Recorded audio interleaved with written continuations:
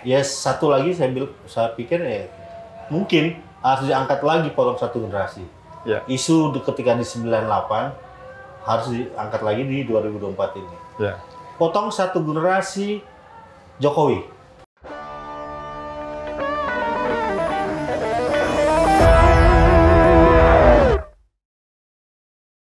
Selamat datang di podcast Petisi Brawijaya. Kali ini kita akan kembali membahas isu-isu saat ini yang berkaitan dengan dunia politik nasional ya.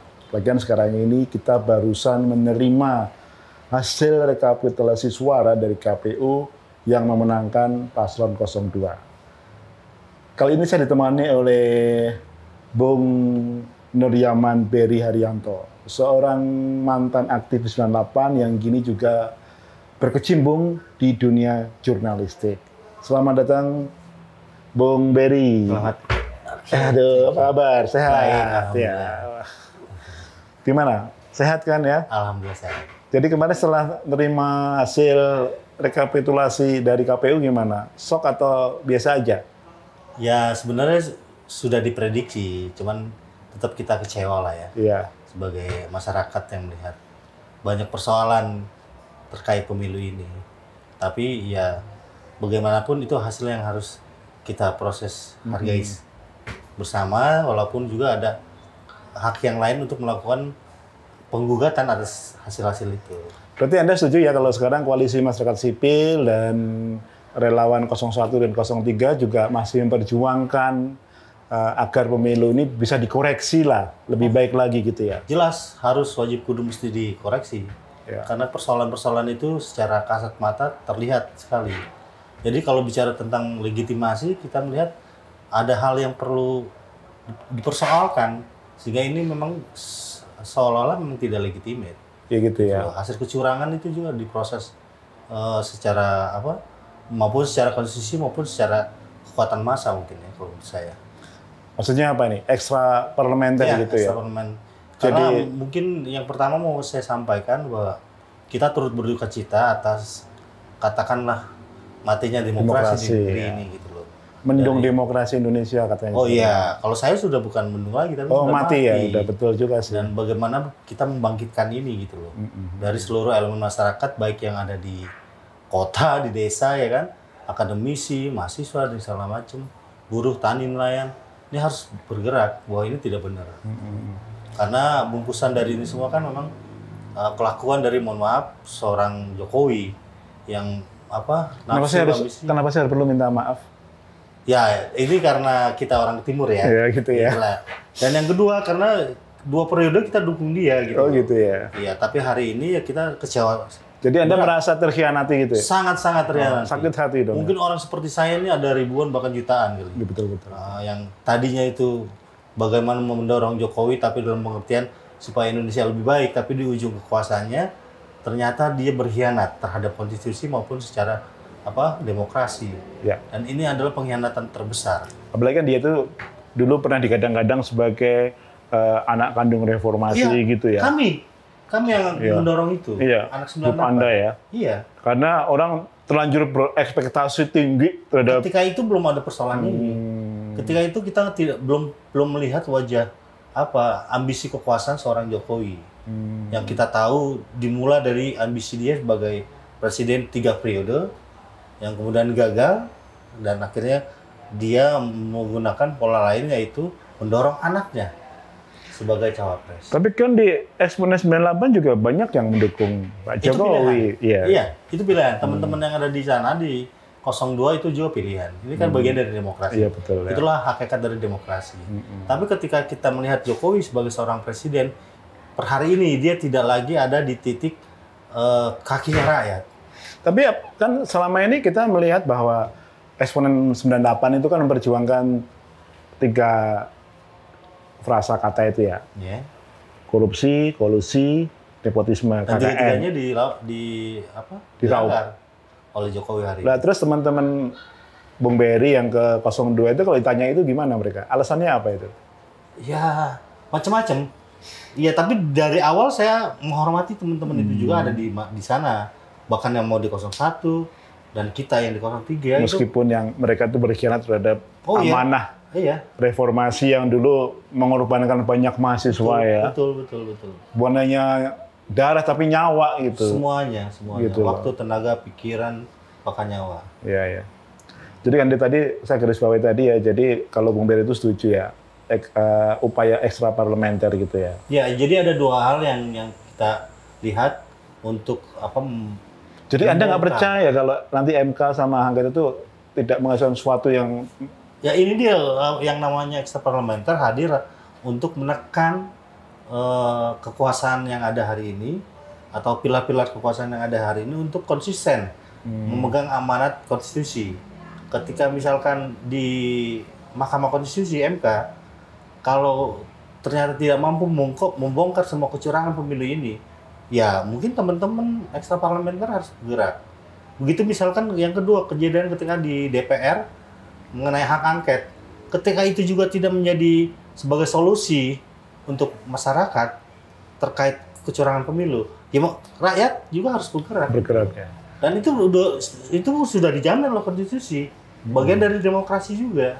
Betul. Jadi jangan juga teriak di kubu sana Jokowi ataupun di Prabowo dan Gibran mengatakan apa yang dilakukan teman-teman menolak hasil pemilu adalah sebuah bukti sakit hati karena kita kalah. Bukan. Ini bagian dari demokrasi yang harus diluruskan, gitu loh. Kecurangan ini sangat masif.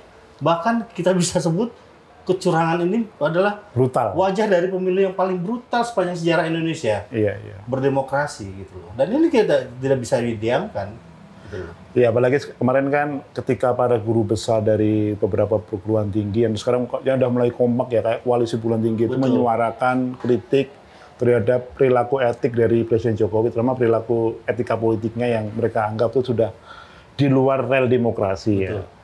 Kalau tadi saya dengerin siapa ya, Bu Koni atau Bu siapa ya, Bu Fitri kalau nggak salah ya, dia mengatakan bahwa sekarang itu lokomotif demokrasi itu sudah keluar dari rel. Betul. Terjungkil balik. Ya. Bahkan justru yang saya sangat prihatin juga ya, miris juga dengan omongan dari kemarin itu siapa? Kalau nggak salah Pak Bahlil atau Pak Muldoko yang mengatakan bahwa suara-suara perguruan tinggi itu partisan. Itu kan menyedihkan ya. Padahal 98 itu para perguruan tinggi loh yang mendorong perubahan bisa sampai hari ini gitu kan. Kalau Bung Beri gimana Bung Beri? Ya saya melihat memang banyak elit-elit politik yang hari ini ada di kekuasaan Jokowi menanggapi persoalan teman-teman yang bergerak ini jadi tidak fair gitu. Ya betul. Seperti seolah-olah bahkan mereka kayak gugup menghadapi aspirasi masyarakat ini. Sementara nggak siap itu ya. Betul. Dalam alam demokrasi ini hal yang biasa gitu kan. Gitu loh. Ketika misalkan mereka mengaspirasikan bahwa adanya kecurangan yang tersistematis, struktur dan masif, ini harus dibongkar habis gitu. Ya. Padahal kalau kita pikir kan di Jokowi sekelilingnya itu kan banyak para guru besar ya. Betul. Sekretaris negaranya guru besar dari UGM kan, kemudian juga guru besar UI juga Prof Yusril itu ya. Tapi mereka kok bingung cara berpikirnya jadi kayak dangkal gitu ya. Ini yang disebut power turn to corrupt. Ya, absolutely power, corrupt absolutely. Jadi ketika kekuasaan itu dilakukan secara korup, cenderung korup juga gitu loh. Dan mereka juga Machiavellis juga kayaknya. Sangat. Ya. Saya sudah membuat tulisan bahwa pola politik yang dilakukan Jokowi di ujung kekuasaannya ini sangat Machiavellis. Menghalalkan segala cara. Dia gunakan seluruh instrumen kekuasaan untuk bagaimana anaknya yang sebagai calon wakil presiden jadi cawapres. Nabrak apapun ditabrak. Mulai dari pusat sampai ke tingkat daerah, desa, itu semua dilakukan. Dan bukti itu sudah banyak. Dan kedua, berapapun harganya dibayar. Itu yang mengerikan. Betul. Ya kan? Yang lebih parah lagi yaitu politik bansos. Iya. Gitu loh. Ini telat ketika KPU dan satu lagi ICW yang terkait korupsi, KPK mengatakan tidak boleh lagi ada bansos dilakukan. Makanya ini untuk apa dikatakan itu hari ini? Iya, kenapa nggak sebelum itu gitu loh? Bengkaknya sampai berapa persen? Tapi masalah kan KPK juga sudah terkooptasi dengan kekuasaan di bawah presiden. Betul. Itu jadi kita juga akhirnya semua terkooptasi. Iya itu. Semua terkooptasi karena pola intimidasi yang dilakukan kekuasaan pun sangat luar biasa.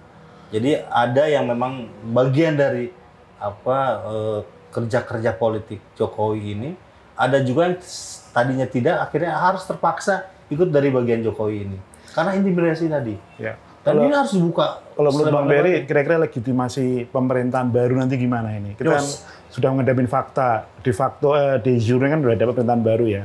Ya mungkin de facto-nya ada pembangkangan, orang nggak mengakuin capresnya 02 atau presidennya 02 itu jadi presiden kan ada, itu juga hak politik juga sebenarnya kan. Menurut Bung Berry akan mengganjal nggak ini perpolitikan kita ini sampai Oktober nanti ini? Sudah pasti. Ya. Saya pastikan sudah pasti karena memang reak-reak itu kan sudah kelihatan. Ya. Ketika kemarin belum diumumkan saja sudah terjadi demo besar-besaran di beberapa wilayah daerah. Terus yang berikutnya juga ketika dilakukan pengumuman oleh KPU hasil dari pemilu 2024 juga terjadi juga. Gitu. Cuman kan api dari semangat perlawanan oleh masyarakat, rakyat, mahasiswa dan pelajar ini juga harus dijaga betul. Betul ya. Bagaimana ini jangan hanya sebagai hore-hore aja, tapi juga memang titik didihnya itu sampai pada yang kita tuju, gitu loh. Membongkar semua keburukan, kebobrokan, keganjilan yang ada di Republik ini terkait pemilu 2024. Ya kalau saya bisa mengatakan sekarang ini, secara pribadi ya, itu skeptis dengan langkah MK juga langkah dari hak angket ya, karena banyak faktornya yang akan jadi keputusannya itu tidak bertaji, ya udah cuman harus kita terima. Buat Bung Berry gimana? Betul nggak gitu? Saya sempat bersama kawan-kawan 98 bertemu dengan karena bagian dari itu Pak Mahfud MD ya, kita sempat diskusi soal ini. Memang kita nggak bisa menyerahkan sepenuhnya, mohon maaf, melalui jalur konstitusi, karena kita tahu sendiri tadi instrumen kekuasaan pun dikuasai oleh penguasa hari ini kan, mulai dari MK misalkan, terus yang kedua DPR, kerja-kerja aspirasi politik di sana. Kalau misalkan tanpa ada espresso dari masyarakat, aspirasi dari masyarakat. Nah tadi yang Bung katakan bahwa kalau ini tidak dijagain sampai berhasil, ya kita khawatir gitu. Jadi apa yang dilakukan teman-teman hari ini di lapangan kita angkat topi tinggi-tingginya. Memang harus dilakukan seperti itu. Kita jaga terus semangat perlawanan ini. Kenapa saya skeptis tuh karena juga saya melihat gini ya. Seorang guru besar atau dosen Fakultas Hukum UGM, Zainal Mukhtar aja bilang, ya pengadilan rakyat kalau nggak bisa diiniin. Mungkin bahasa lainnya seperti itu. Karena kan beliau orang yang rasional dan orang tahu hukum gitu. Berarti beliau sudah melihat bahwa ada blok-blok yang nggak mungkin bisa ditembus gitu. Betul. Jadi memang harus dikawal. Cuman masalahnya sekarang kan saya melihat antara masyarakat sipil, kemudian perguruan tinggi, ya mahasiswa dan elemen masyarakat lain itu belum bisa tuning gitu. Kayaknya gitu ya. Itu perlu waktu ya. Memang perlu ada sebuah konsolidasi yang masif ya di wilayah para penggiat demokrasi hari ini. Jadi kita tidak lagi membedakan misalkan dalam sisi-sisi yang berbeda, tapi kita menyatukan yang berbeda itu untuk kepentingan sama untuk bangsa ini. Bahwa pemilu ini sudah menjadi bancakan oleh penguasa hari ini, dan itu harus dilawan. Tidak ada kata lain, harus dilawan. Semua melakukan perannya. Akademis melakukan pencerahan-pencerahan terhadap masyarakat. Aktivis-aktivis bergabung dengan kekuatan elemen masyarakat lain, melakukan gerakan-gerakan. Dari hal yang paling kecil misalkan melakukan opini publik melalui medsos pribadi masing-masing, kemudian konsolidasi dengan beberapa kekuatan yang lain, atau forum kayak gini ya. Forum kayak gini atau forum kayak gini seperti ini gitu, kita lakukan. Dan itu kebutuhan yang harus sudah wajib dilakukan hari ini.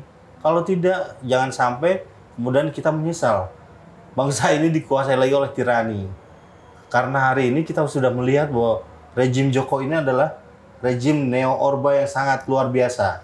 Semua praktek-praktek hancurnya kekuasaan itu ditunjukkan jelas oleh rejim Jokowi ini. Udah KKN-nya udah lengkap ya? Betul.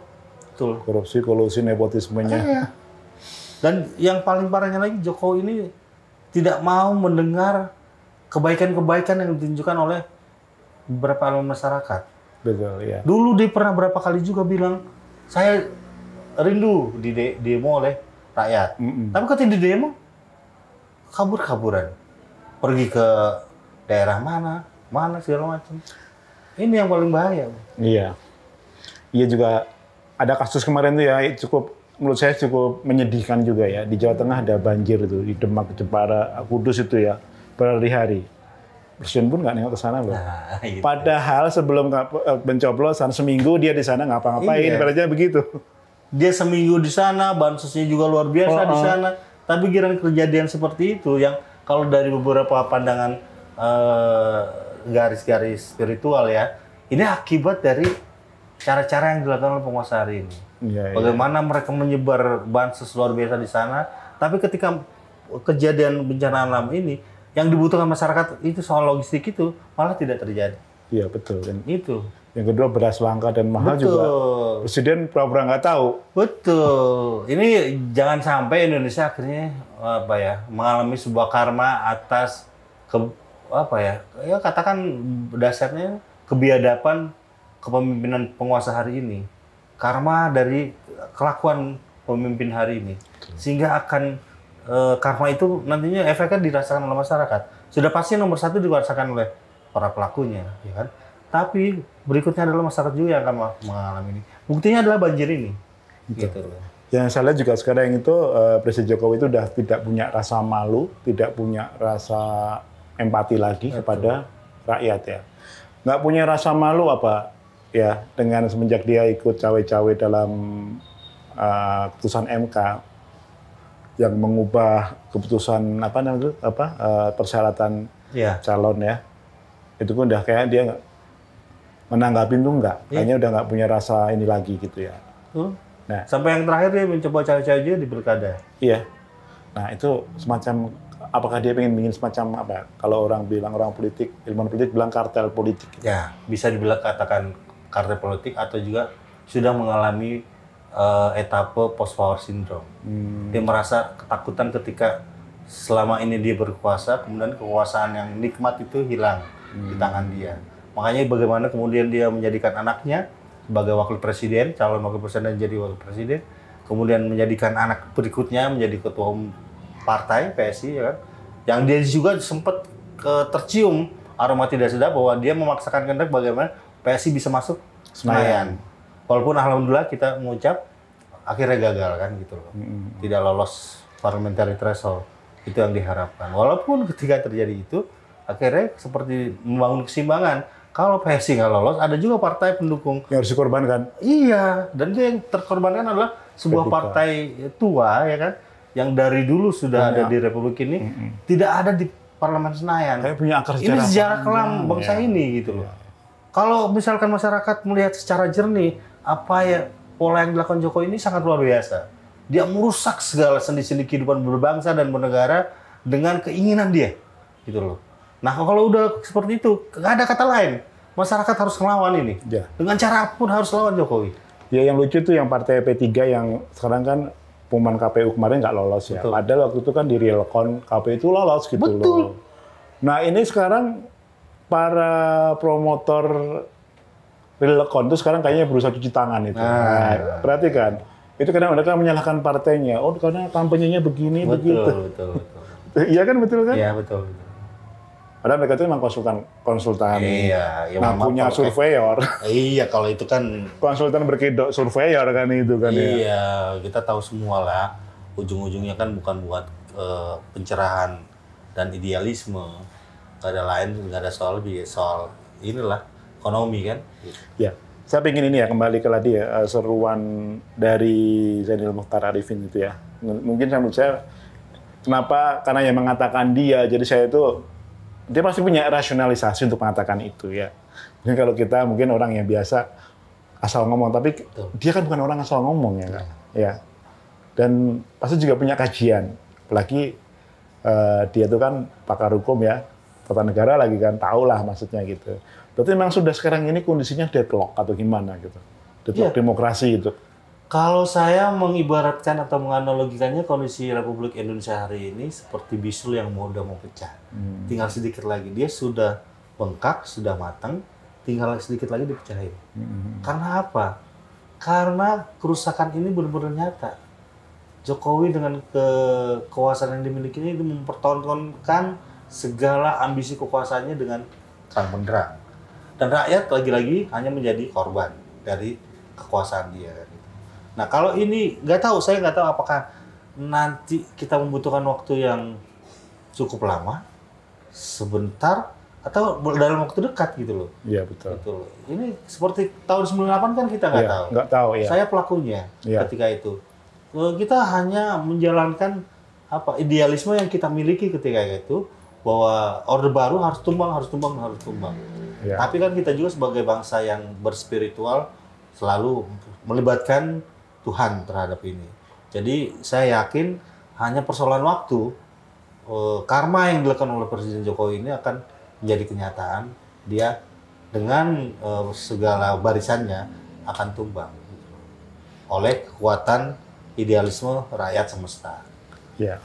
Ya, apalagi kemarin kan putusan hak asasi manusia di PBB yang dari Senegal itu juga sudah menyentil bahwa di last minute Jokowi itu cawe-cawe terhadap proses pemilu. Ya, menurut saya itu memalukan nggak sih? Sangat memalukan. Sebagai sebuah bangsa besar Indonesia, ya, itu aroma tak sedap pemilu itu sudah tercium sampai ke seluruh dunia. Iya, padahal sebelum-sebelumnya cukup bagus ya. Betul. Hanya karena ambisi kekuasaannya aja, post-war syndrome tadi, akhirnya rusak semuanya. Iya. Dan kabarnya indeks demokrasi kita juga sekarang udah anjlok. Sama dengan Timor Leste dan Papua Nugini katanya. Anjlok. Itu nggak bisa dibohongin. Walaupun itu angka-angka, tapi itu kan data-data itu melalui sebuah literatur yang kuat kan, survei dan segala macam gitu loh. Bukan berdasarkan wangsit ya? Iya, bukan berdasarkan wangsit atau like or dislike, bukan. Iya. Itu yang terjadi alami nyata di masyarakat kita. Iya betul ya. Di bangsa kita. Jadi memang kalau ada anggapan bahwa kita baik-baik saja gitu, itu pembohongan itu ya. Iya. Menipu diri sendiri ya. Menipu diri sendiri ya. Ya karena yang jauh di New York aja dengar mulai kita. Iya, betul. Sidang PBB loh. Iya. Pernyataan itu keluar di sidang umum PBB kan. Tapi anehnya itu kemarin ada dari DPR itu ketua Komisi 1 atau dari Golkar itu mengatakan ada yang bocorin katanya. Kok soal hari ini dunia sudah bardeles. Pikirannya kok kayak gitu ya. Makanya itu kejadian detik ini di Jakarta itu bisa langsung ketahuan di New York. Padahal dia itu mantan wartawan loh. Bingung juga. Ya mau mantan apapun kalau sudah teracuni oleh kekuasaan ya kayak gitu. Udah nggak ada lagi idealisme, udah nggak ada lagi kecerdasannya gitu loh. Jadi ya yang mempengaruhi itu adalah ya kelompok-kelompok faksi-faksi politiknya. Iya betul. Begitu juga yang tadi Bung sebutkan ketika ada beberapa teman-teman 98 di kubu sana, ya itu karena pergaulan politiknya yang memang mengarahkan mereka ke sana. Atau juga mohon maaf, ya karena mungkin soal periuk yang mungkin dia berharap tetap berlanjut. Ya, kursi kekuasaannya dia sebagai namanya, entah komisaris, entah usahanya. Kan ada teman kita yang Basir jadi komisaris itu, sekarang komisaris salah satu perusahaan pelayanan. Tapi mohon maaf ya, ini bagian dari pilihan-pilihan. Betul. Kita saling menghargai aja gitu. Kalau soal itu ya. Ya, tapi ya kalau mereka jangan menyerang kita dong, kayak gitu dong. Hargain juga dong, kita ngergain mereka kan gitu, ini juga dong. Karena sekarang ini kan mereka menyerang kita juga. Kalau mereka sudah mulai menyerang, ya berarti mereka siap diserang juga. Iya, gitu. Padahal kita nggak nyerang mereka gitu. Kita nyerangnya Jokowi, Gibran. Mereka nggak nyerang kita. Ya kita nggak pernah menyerang person to person teman-teman ya. Iya. Kita menyerang itu dalam rangka ketika terjadi sistem yang bobrok ini, ya kita lakukan. Tapi ternyata mereka merasakan yang tadi saya sebutkan ketika pergaulan mereka di sana, mereka merasa bagian dari itu. Jadi mereka sekarang sedang melakukan namanya kayak operasi kill the messenger. Bisa jadi. Ya, membunuh pembawa pesan gitu. Betul. Karena saya dengar juga ini ada suatu operasi juga kemarin kan salah satu hakim konstitusi pun juga dipermasalahkan si Profesor Aldi Isra ya. Aldiza. Ya itu kan katanya dilaporkan afiliasi ke partai gitu kan. Iya. Ada juga yang melaporkan Prof. Ari Hidayat juga katanya juga afiliasi satu partai juga. Betul. Itulah wajah apa ya politik kita hari Tapi itu saya lihat juga kayak semacam ini ya, kepanikan ya mereka. Oh iya. Nggak siap mereka gitu loh. Yang pasti siapapun yang melakukan kesalahan dalam hal ini misalkan kecurangan pasti menjadi sensitif. Ya, betul. Ketika ada gerak-gerakan yang akan mengarah membongkar ini semua. Jadi apapun mereka curiga gitu loh. Kita diam aja curiga, apalagi kita melakukan apa-apa curiga gitu loh. Karena dia nggak mau keburukan dia, kesalahan dia itu terbongkar. Betul. Apalagi kalau terbongkar sampai dikupas habis sedalam-dalamnya. Nah, itulah nanti yang akan terjadi dalam mekanisme persidangan di DPR melalui hak angket. Maka kita berharap angket ini adalah bagian dari salah satu jalan keluar selain di MK. Biar masyarakat itu terbuka, melihat langsung apa sesungguhnya yang terjadi dalam pemilu 2024 ini. Jangan sampai hasil manipulasi ini menjadi fakta, kenyataan buat bangsa ini. Padahal itu tidak gitu loh. Itu dilakukan bagian dari manipulasi mereka. Ya, jadi saya juga melihat ini di sosial media ini nih, ada sebuah narasi ya, mereka itu sekarang melakukan karakter assassination gitu, kepada Mas Ganjar. Karena Mas Ganjar gini-gini Sampai kalah. dilaporin kemarin. Oh iya kan, jadi bisa di itu. Tujuannya saya pikir, mereka juga menjadikan nama partai pengusungnya juga, aneh begini. Oh, jadi mereka itu kadang selalu dituduh curang terus kan. Ya, mereka nggak bisa membuktikan bahwa mereka nggak curang. Betul. Ya kan? Mereka nggak bisa membuktikan diri bahwa mereka itu jujur, nggak bisa. Iya, betul. Ya, ujungnya mereka menyerang orang-orang yang lawan-lawan mereka per pribadi, bukan secara gagasan atau ide atau gitu. Iya. Kekuasaan ini memang kan kalau tidak berlandaskan idealisme, bahkan ideologi, ini membutakan.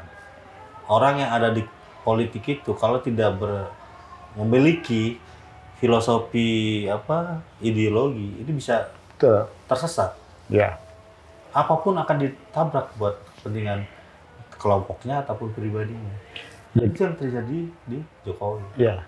Apalagi sekarang kan menjual gagasan 2045 itu kan saya pikir juga, itu kan memang gagasan global itu kan, bukan gagasan kita. Mereka selalu mengatakan bahwa ini demi 2045. Iya, sebenarnya nggak demi keluargamu aja sebenarnya. Betul. Iya, ini yang harus diwaspadai. Jangan sampai kita tidak bisa membedakan antara target ideal bangsa ini yang sudah ada di Undang-Undang Dasar ya, 45, target pendek, menengah dan panjang gitu kan. Atau ini sebenarnya ambisi orang per orang yang berkuasa. Betul. Atau gitu. Oligarki yang bermain. Iya, di mana mereka sebenarnya sudah melakukan deal-deal ya kan dengan beberapa pihak internasional, entah negara mana untuk beberapa proyek yang saat ini mereka sedang kerjakan tetap aman. Itu yang terjadi sesungguhnya. Iya, gitu. Bagaimana mereka berambisi untuk melanjutkan kekuasaan ini, mungkin itu yang terjadi.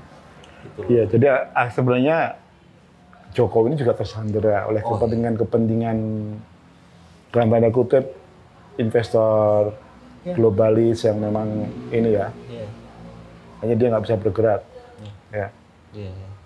Ya saya cuma melihat ini mudah-mudahan ada sebuah perubahan besar ya.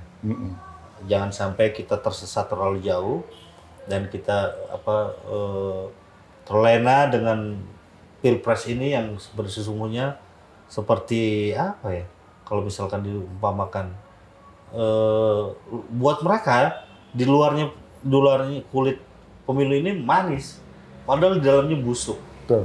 Terjadi kerusakan yang sangat luar biasa. Parah. Sangat parah dan saya aja merasakan bagaimana tingkat kerusakan itu. Nah, tapi mereka selalu mengatakan, kemarin kan pidato kemenangan dari calon yang dinobatkan sebagai pemenang itu mengatakan, ya kita akan merangkul semua untuk persatuan. Saya pikir persatuan. Ya persatuan sih boleh, emang itu ada dalam Pancasila, tapi juga tidak boleh melupakan yang buruk-buruknya harus perbaikin dong, kan gitu. Agak sulit kalau kita berkompromi dengan mereka yang merasa menang ini, padahal kemenangan itu karena sebuah kecurangan. Lebih baik kita hidup dengan kondisi apa adanya, tapi tidak terlibat dari bagian kecurangan. Betul. Saya yakin teman-teman juga yang entah di 01 atau di 03 ini pasti punya keyakinan soal itu. Iya. Jangan sampai kita melibatkan diri dalam bagian dari kecurangan ini.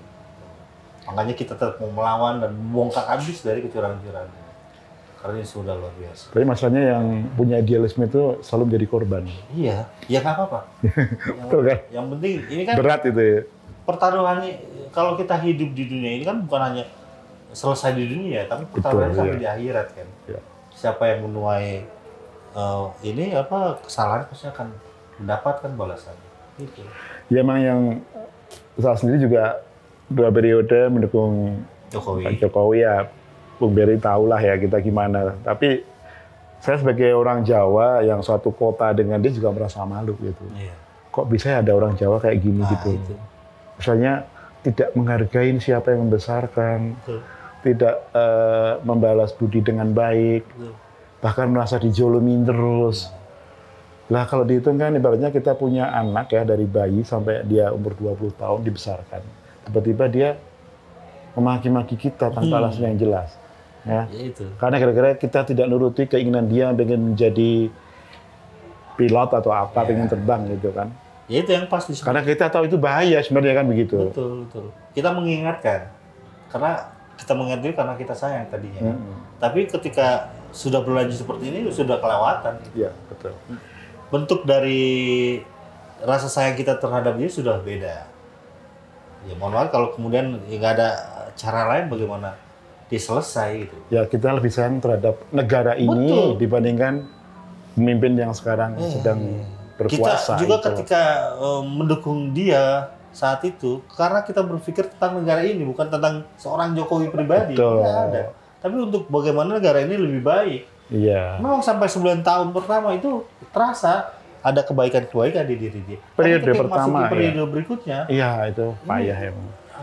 Ya mungkin juga pikiran saya juga sedikit terbuka ya beberapa tahun belakangan ini, udah setahun inilah.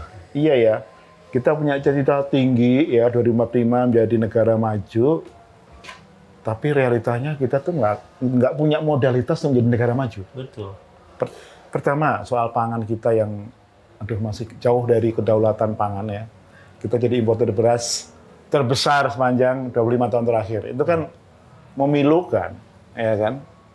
Yang kedua, sekarang ini justru juga banyak sekali tingkat pendidikan kita itu masih sangat rendah.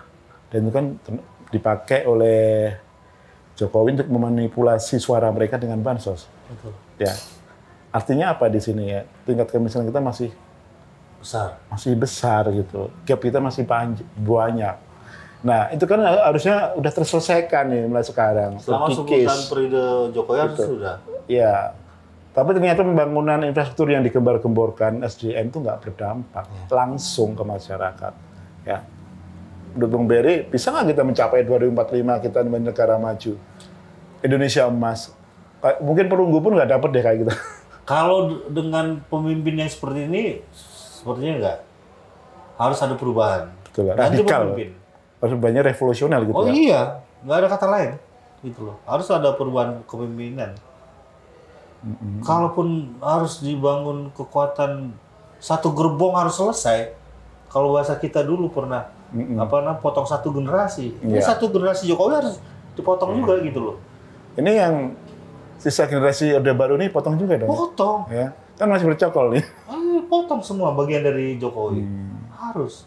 Baru bisa Indonesia menuju masa kemasan di 2045. Iya, iya. Kalau masih bagian dari Jokowi nggak bakal bisa. Iya. Karena masih terlalu jauh lah pondasinya Bagaimana itu nggak mungkin dapat kita gitu. Ya, bagaimana mungkin kita bisa mengharapkan Indonesia di tangan seorang Gibran, wakil presiden? Hah? Nggak mungkin, bro.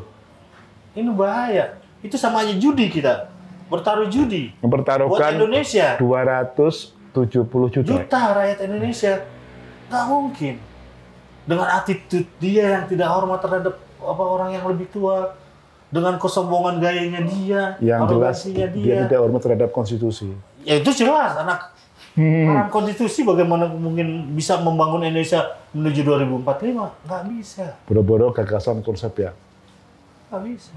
Menjabarkan pun dia nggak bisa. Nggak bisa. Kalau nggak dibisikin. Iya.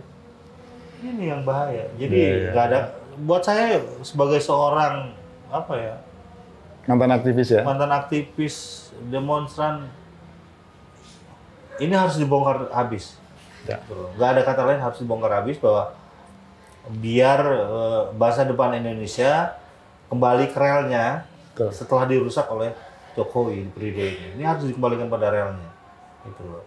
Apa yang dicita-citakan sebenarnya sudah dijalankan, tapi kemudian dirusak oleh Jokowi menjadi kita seperti jalan di tempat gitu. Ya itu. Ya. Lumayan juga nih, kita udah hampir sejam nih ya. Udah sampai sejam? Iya. Tadi kan, ya. Kira-kira, iya Pak ini yang pengen disampaikan Bung Berry ini untuk closing statement kita ini. Oke, yang pertama tadi saya kuatkan kembali bahwa saya khususnya dan mungkin sebagian besar rakyat Indonesia mungkin mengalami duka yang luar biasa atas matinya demokrasi, berawal dari apa yang dilakukan Jokowi memaksakan kehendak melalui konstitusi di MK, meloloskan Gibran sebagai calon wakil presiden, yang kemudian akhirnya melalui sebuah proses kecurangan yang sangat masif, dan kita tahu semua bagian dari KPU, Bawaslu juga bagian dari kerja-kerja Jokowi ini.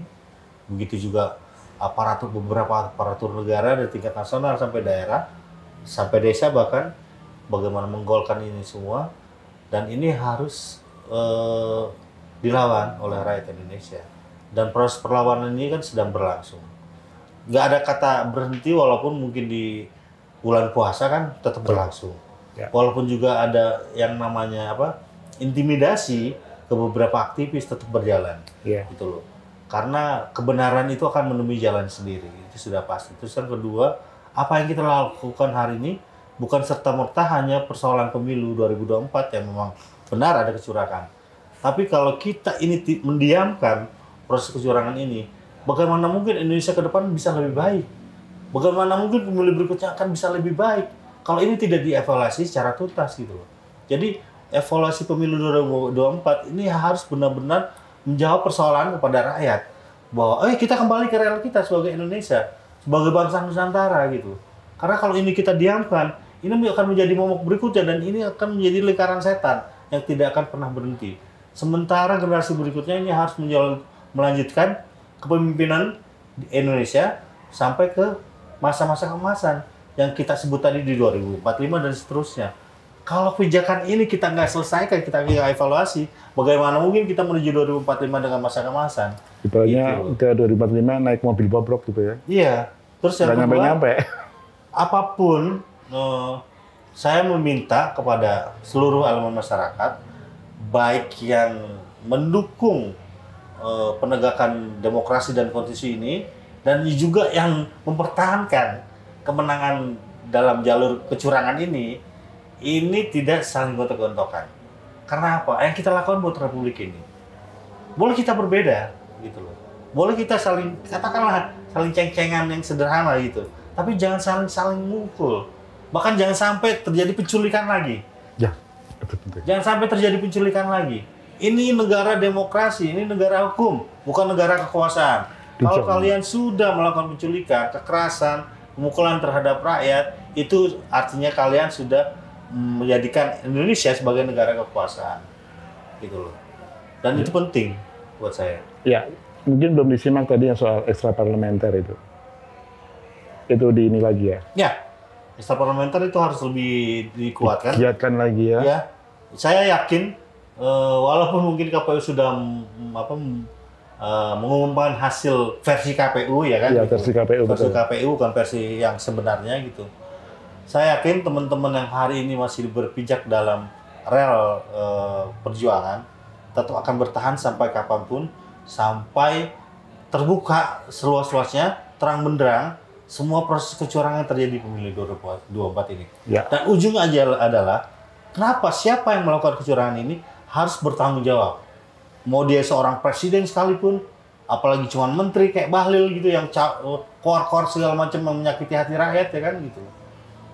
Sementara ada juga dayang-dayangnya Jokowi nggak seperti Bahlil ini, tapi Bahlil ini luar biasa dan itu jadi target kita juga gitu loh. Ini harus dibungkam.